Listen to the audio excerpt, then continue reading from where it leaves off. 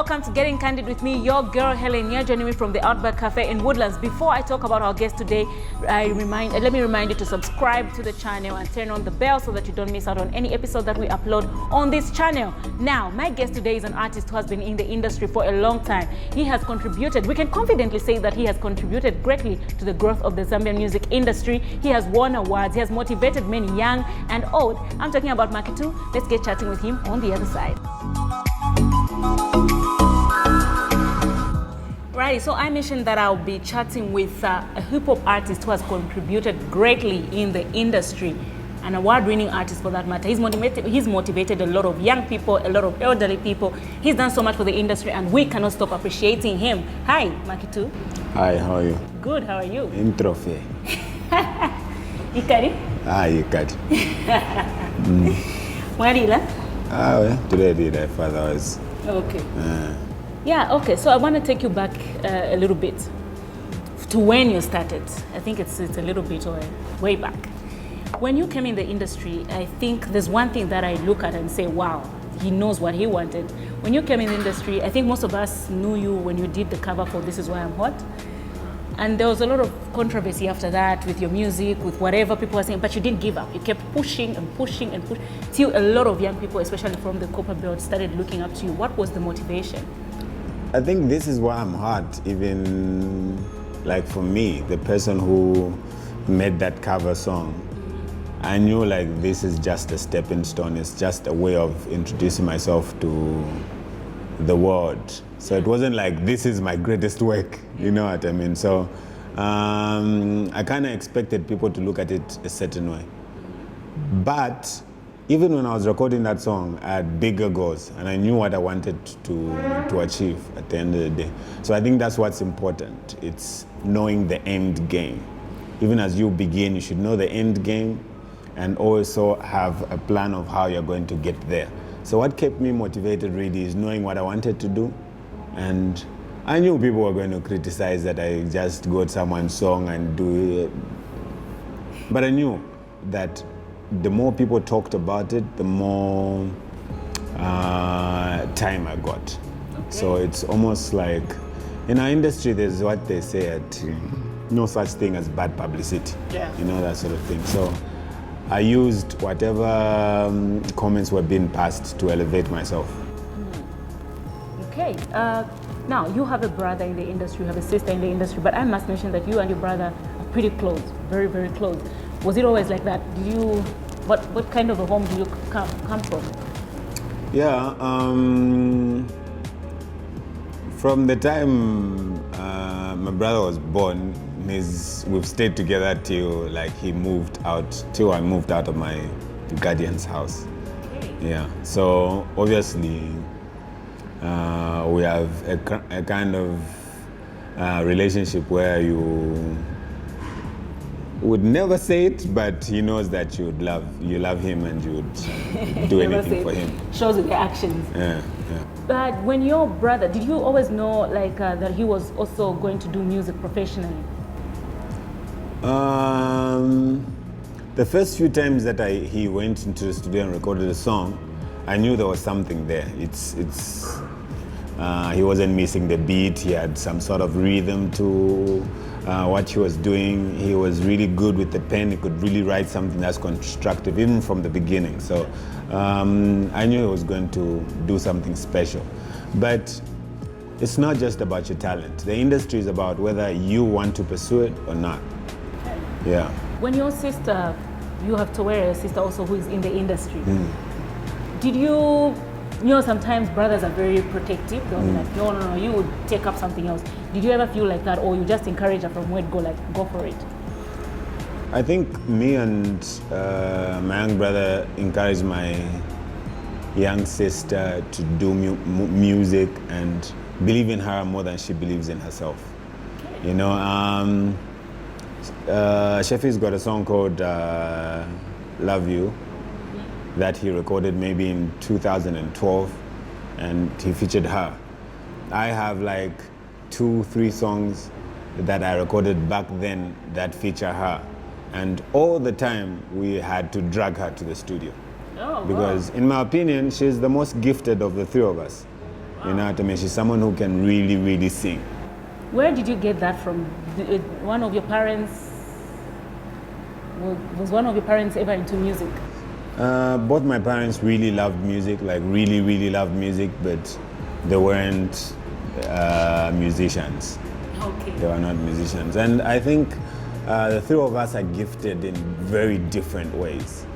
My brother is more of a lyricist.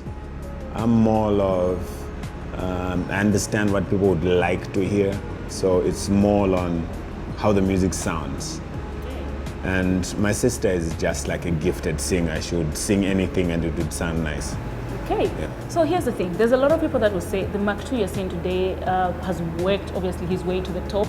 He didn't always have things on a silver plate. He had to work hard his life. Just tell us a little bit about your background and your upbringing, the kind of environment you grew up in.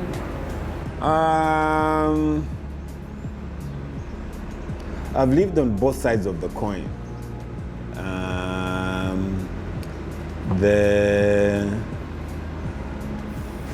When I was born, my dad was like a young accountant. My mom used to be a primary school teacher.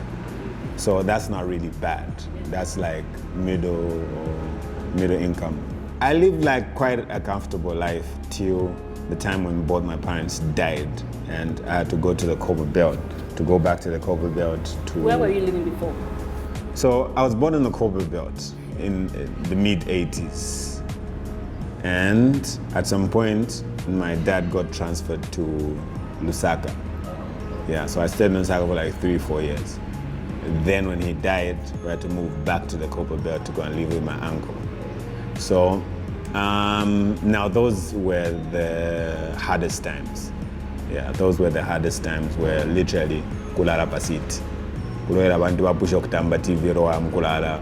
Kubuka kachero chako baba pyange ko sitting room, living room. Yeah, so when I decided like I was going to start music, I was going to do music as a career, not just a hobby. It was because I identified that this is one thing that I'm really good at, and I believe God blessed me with this gift.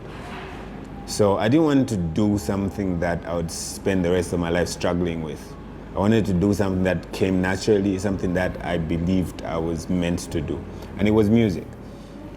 From high school, I wanted to go to school to study music so that I can really pursue music, but after studying all the Tuma schools that were around, A, B, C, D, I realized that there were very few schools that offered music as like a course.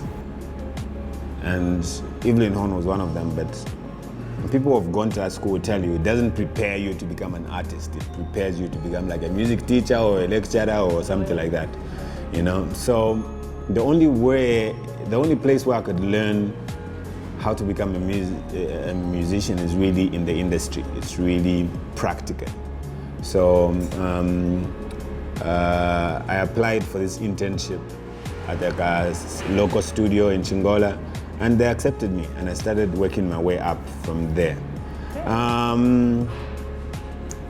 I couldn't afford studio time, so I was literally there like their errand boy just so they could give me some time to record. I taught myself how to produce, because even when they gave me time, it's not like they were going to be there to see it through. So I had to learn how to produce. It's the same thing that happened with me making videos for myself. You can't afford to pay for a music video, so you teach yourself to make music videos. So all those videos that people laugh at and be like, we boys, what are they want your camera phone? Yeah. I couldn't afford. But that was creative to even think I can do it myself. Yeah, so I did it myself. Like I used whatever equipment we could find, and we shot it. And we shot those same videos. So yeah, it literally took a long time. Like the first time that I ever stepped into a studio was in 2002. And the only time when I felt like, okay, now almost everybody in the country knows me was like in 2012.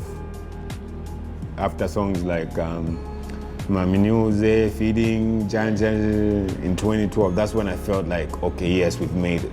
So the journey was like 10 years, of just making music. And I'm not going to say like for 10 years I was ignored, because I think like in 2007, 2008, that's when like I started getting like a break where This Is Where I'm Hot came out and several other songs. 2010, those songs, that was...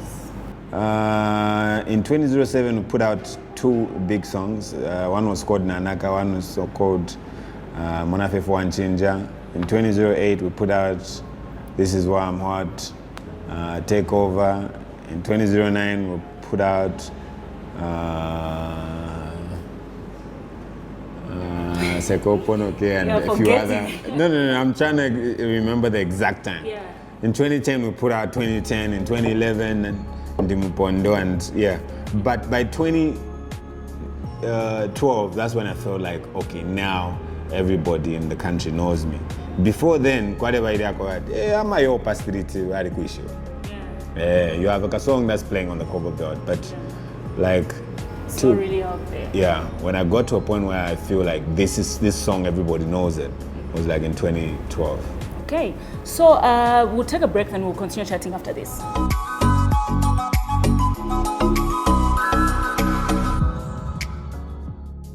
Okay, welcome back. So, actually, we've talked about your music journey, but obviously popularity comes with its own consequences, and you have been a victim of so many reports. Smiley. It's been negative, positive headlines. One negative, I think, that you had that got us like, wow, was when you were arrested for some illegal dealings. Mm-hmm. What was happening? Because when you were arrested and we're seeing photos of you being taken, and a lot of young people are thinking, that's our man, Umupondo. Were you feeling like Umupondo at the moment, or what was going on? That whole story just deserves like a novel or a film. Yeah. It's a long story. It's really like a long story. But all I can say is it opened my eyes to like a lot of things. One, at that very moment I knew like I needed to be more responsible with the way I carried myself. Two, I realized like, man, so many people are influenced by what I'm doing, and a lot of people look up to me, and I want to lead, like set a very good example. Yeah. You know? And thirdly, you realize that things can change in a second. You know what I mean? You might go to prison and spend 20 years in prison for just doing some dumb thing. You know what I mean? So it's an experience I learned from, and like I've been telling you, like my whole career changed like in 2012, and that whole issue happened like right before that.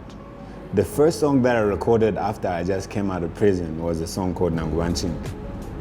So from then, we just never stopped. We kept on working hard. We kept on trying to see how we could use our music to impact young people in a positive way. Yeah. Okay.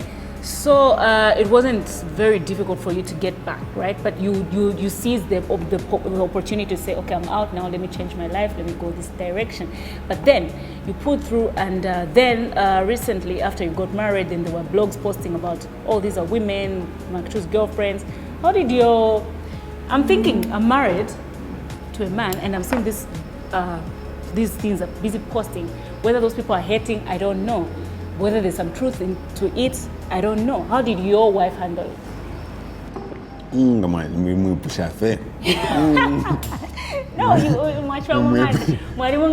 obvious. Okay, but the truth is this, with great power comes great responsibility. There's a lot of stuff that comes with the territory. Yeah. You know what I mean? You almost sign up for it. You know what I mean? The moment you decide I'm going to be a public figure, you know you're going to be scrutinized, you know there'll be so many blogs and so many stories written about you, whether true or false, but every single day, if you are at your peak, or you are hot, or you are hot, good news, or if people click through when they see your name, people will write about you. You know what I mean? And so at some point, people will write that's just like absurd stuff that even you'll be shocked. Like, when did I even do this? Yeah. You know, that sort of thing. So I've been married for 5 years. I think even before I got married to my wife, we knew each other for some time, and she understood exactly what she was going to face, you know. And it hasn't been easy, but at least she knows, like, hey, this is going to happen. And sometimes people write fake stories about her too, so it's easy for her to understand when they write fake stories about me. Okay. You know what I mean? So those were fake? Which ones? The ladies being posted. Of course. Nish, now what up the chinga. Black men, Zambian men don't cheat. I can see somebody in the background. Zambian men don't cheat. Oh. Okay. Oh, let me speak for myself. I don't cheat. Maybe speak for yourself. Okay, so you had to get through that as a family and pull through and move on. There was really nothing to get through. It's that sort of situation where, like, even before it happens, you know it's going to happen. You know what I mean? In fact, the people who are hurt the most, or the people that make it hard, are the external people who don't understand how this works. So I'd have like relatives calling me from wherever, or coffee. I heard that you are divorced. I heard that you beat up your wife. I heard that you jan. Yeah. You know what I mean? And most of those people are not even in contact with me like that. We don't even talk like that on a regular basis. Yeah. And quite frankly, I don't care what other people think. As long as me and my heart and my home, my family, we're good. I don't have to explain to everybody. Yeah. You know what I mean? I know who I am, she knows who I am, I know who she is, she knows who she is, so we're good. That's good. Okay, so as much as you and I think both you and Slap D have moved on from whatever you had, we can tell that you've moved on because you share works, each other's works and whatnot. You were in Slap D's video. But I'm thinking there's always people that want to kind of take sides. Not that it's not okay for you to choose what you prefer, but you know, there's always that, no, Mack2 has a nice song. Okay, they won't just say Mack2 has a nice song. They want to compare you with Slap.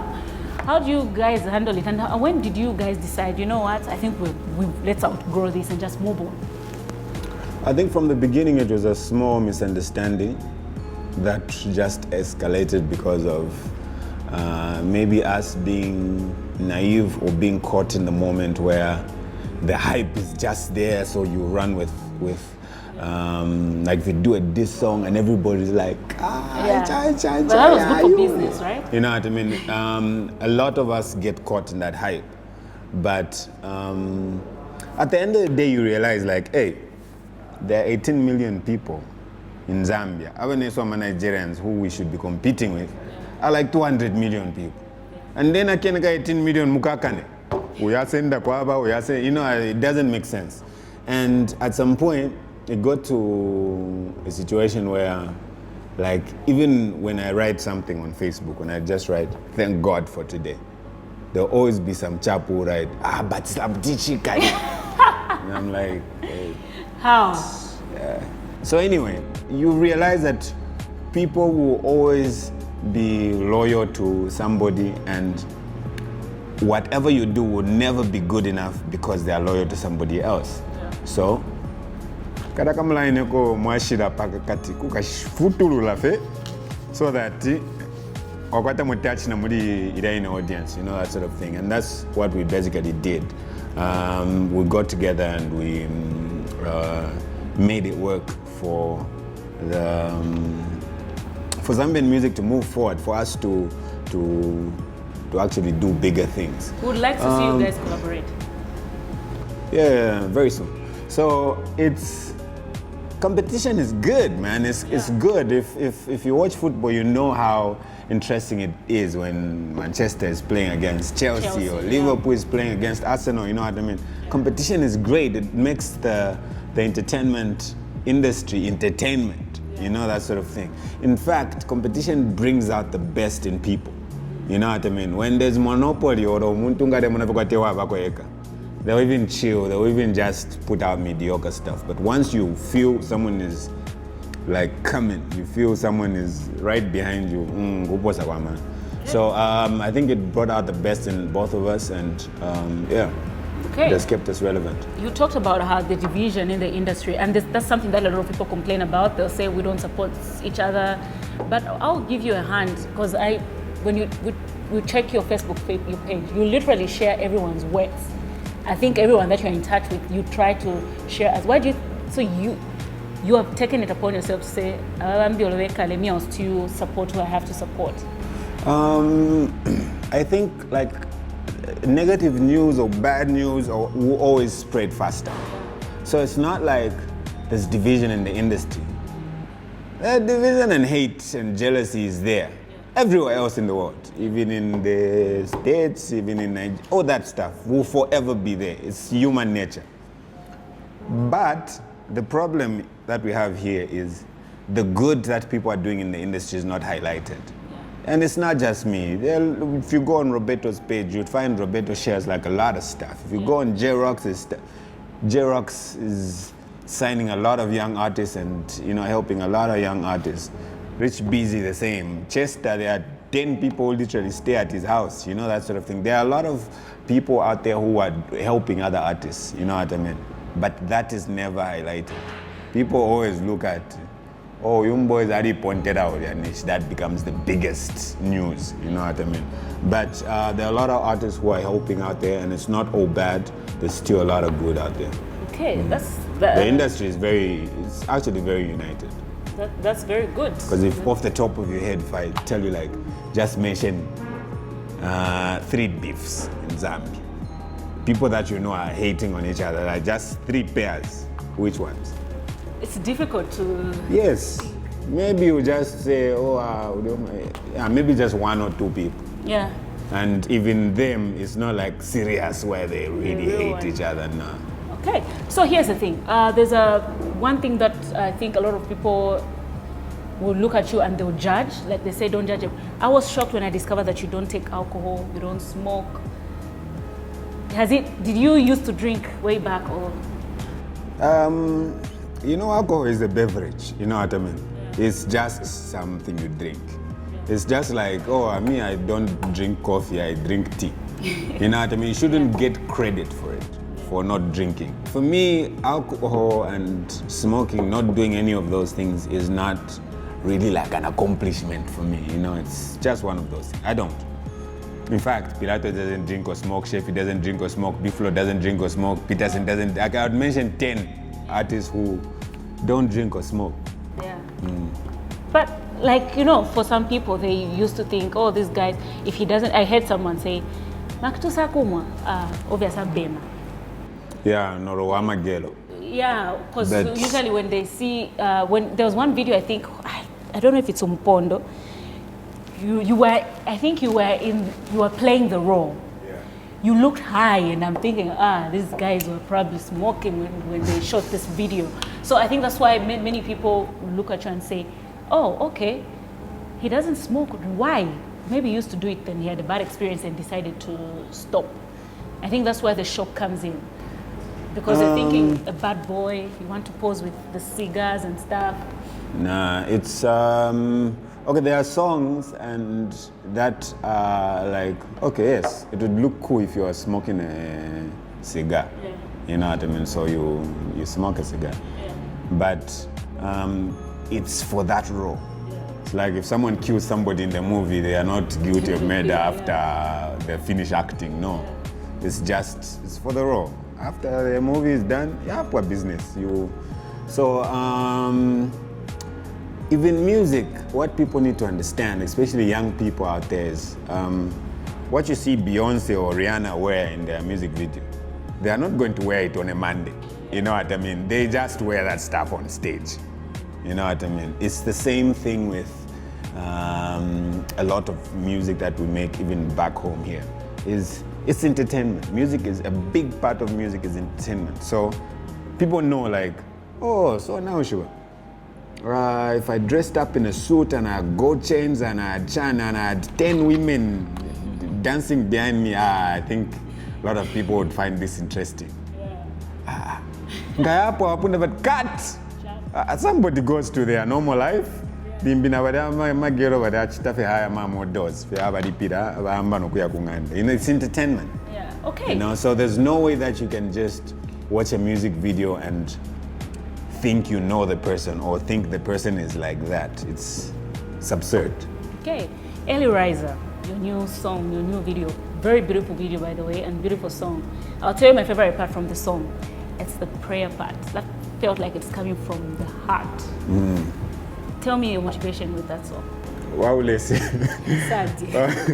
Wow, let's see. Sad. They say God helps those who help themselves, or faith without work is dead. Quite frankly, a lot of us are Christians in Zambia. You know what I mean? We are just brought up like that. We're Christians, and because of that, a lot of people, sadly, even like our mothers and aunties and fathers, they go to church and would do anything they will listen to whatever the prophet or whatever tells them. But that faith that you have in this thing happening is not backed up or it's not supported by actual work. It's like you praying for a job when you haven't applied anywhere, when you haven't gone for any interview, and you are just in your house praying for a job. How is that going to happen? You know what I mean? So that's what I was trying to encourage. I was trying to encourage putting in the work, then praying that things happen for you. When you've done the work, you know what I mean? So that's what the song is about. The motivation behind it is, it's not even just prayer. It's also just you going on Facebook complaining that things are bad when you're not really doing anything about it. You know what I mean? It's not all on the government. You know what I mean? The government is just supposed to create this platform where now things are supposed to be easier for citizens. Now, the government is not going to put money in your pocket like Sata was saying. It wasn't literally putting money in your pocket, you know what I mean? You have to work, you have to earn that money, So that's what the motivation is, really. Okay, nice. Are we seeing you put out more new music right now? Definitely. This year was supposed to be my comeback year. We were supposed to put out an album at the end of the year, but Corona happened, so it has slowed us down. But we're still going to put out 2 more songs and 2 more videos before the end of the year. How are you managing yourself with this Corona? You don't have shows, there's a lot of things not really happening. How are you getting through it? Anybody who's been in the industry long enough or who's just studied how things work, they know that in our industry we have what is called prime time. Like when you can literally just cough on a song and to be a hit song. The way it has been the last 2 years for like Your Maps or Sheffield, where it's just your time. You know what I mean? No matter how talented you are, you can be a chameleon or a Danny or Exa, or there's a time when people just want to listen to something new. It's not even about you. People just move on to something new. And by the time that is coming, if we now a seto, you know what I mean? So everybody understands that it's not always going to be rainbows and sunshine. So people diversify their income. That you can't put all your eggs in one basket. Yeah. And that's what a lot of musicians today have done. That's good. Like, I can't just depend on shows. That sort of thing. I need to invest in other things, and that's what a lot of us have done. We've invested in other small businesses so that you can still get money somewhere else. Okay, so you can actually watch Early Rise on Macky2's YouTube channel, Macky2? Yes, Macky2 Music is the channel. Macky2 Music, watch it from there. People need to learn to watch from. I saw you that you cautioned people not to upload their video on their blogs. Yeah. Go and watch from YouTube. So if you haven't seen Early Riser, check it on Macky2 Music channel. Make sure you watch it. So being married for 5 years, your brother was getting married. What advice did you have for him? Build a relationship with your wife. Yeah. You can have the best Vanachimbusta or Washukombe in the world.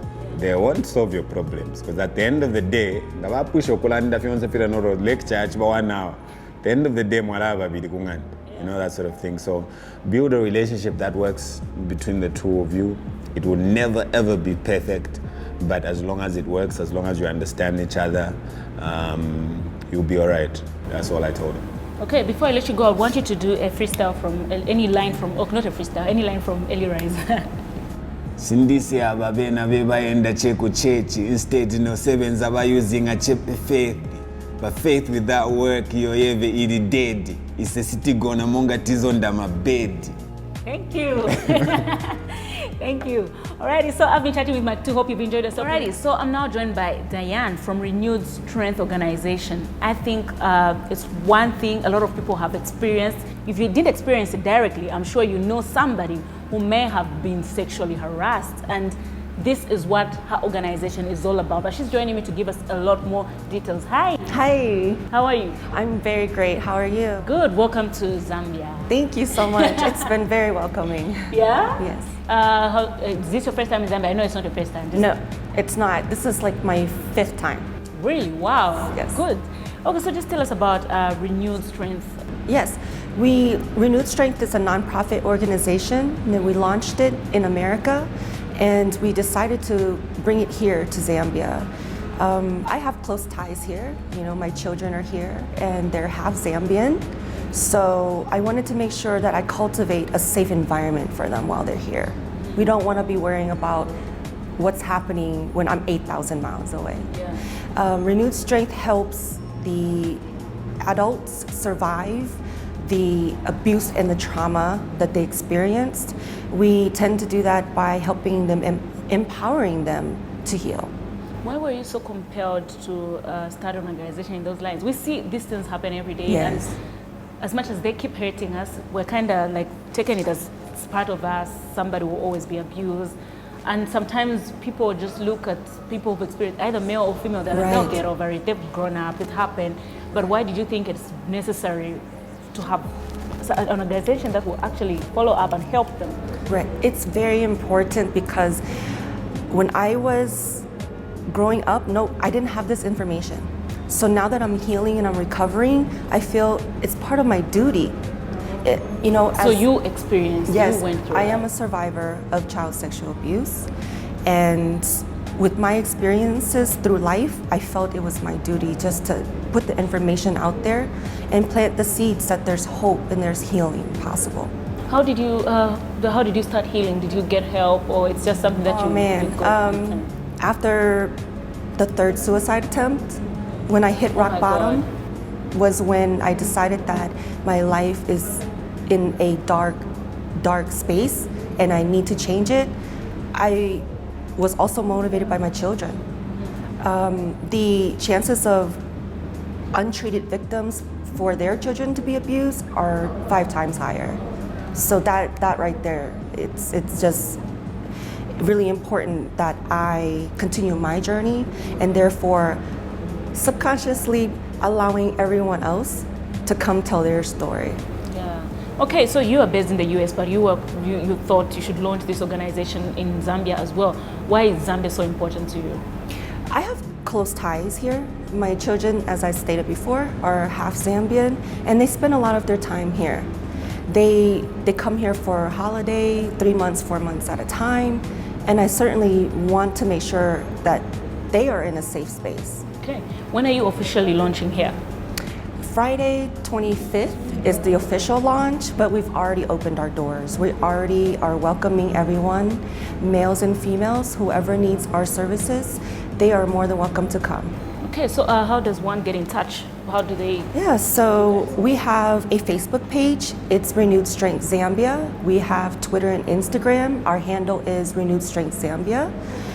We have a website. If they want to email us, contact us directly. It's renew-strength.com. Okay, thank you so much. Is there Thank anything that you. you would like to say before we let you go? I just want to state that whoever is out there listening, that you're not alone, and we're here for you. Great. Thank you so much, Thank Diane. you. Bye-bye.